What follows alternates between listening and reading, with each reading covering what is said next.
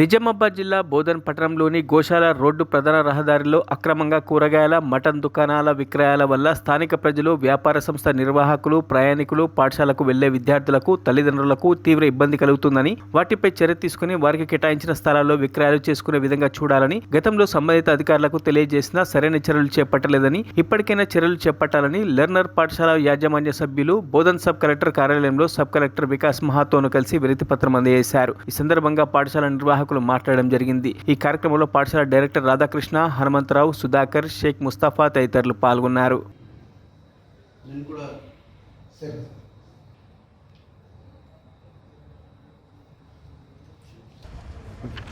బోధన్ గోశాల road ప్రాంతంలో ఈ కూరగాయలు అమ్మేటువంటి వాళ్ళు రోడ్డు మొత్తాన్ని కూడా ఆక్రమించుకొని కనీసం వెహికల్స్ కూడా దారి ఇవ్వకుండా, ఆ పోయేటువంటి స్టూడెంట్స్కి దారి ఇవ్వకుండా, స్కూళ్ళు ఉన్నాయి 2 స్కూళ్ళు, ఆ స్కూల్కి మధ్యాహ్నం పూట భోజనం తీసుకొచ్చేటువంటి తల్లిదండ్రులకు కానీ వీళ్ళందరికీ కూడా ఇబ్బంది పెట్టడం. మటన్ మార్కెట్ వాళ్ళైతే వాళ్ళకి కేటాయించిన ప్లేసుల్లో నుంచి బయటకు వచ్చేసి టోటల్ రోడ్డు మీద మటన్ అమ్మడం.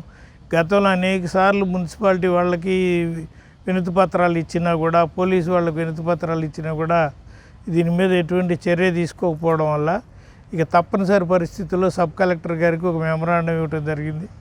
ఇప్పుడైనా కానీ దీని మీద సబ్ కలెక్టర్ గారు కానీ మరి సంబంధిత అధికారులు కానీ తక్షణమే స్పందించి చర్య తీసుకుంటే బాగుంటుంది. లేకుంటే ఒక రోడ్డు మొత్తం కూడా పనికిరాని విధంగా అయిపోతుంది. మొత్తం వెజిటబుల్స్, మటన్ మార్కెట్ కింద ఒక రోడ్డు అయిపోతుంది. ఆ రోడ్లో ఉన్నటువంటి షాపులు వాళ్ళు కూడా మొత్తుకుంటున్నారు. అదేవిధంగా యాక్సిడెంట్స్ కూడా అవుతూ ఉన్నాయి. ఇక ఆ రోడ్డు నుండేటువంటి ఫ్యామిలీసు వాళ్ళకైతే రాకపోకలకి చాలా ఇబ్బందికరంగా తయారైంది.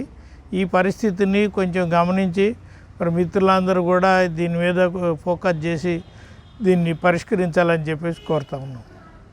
మరిన్ని అప్డేట్స్ కోసం మా ఛానల్ని సబ్స్క్రైబ్ చేయండి.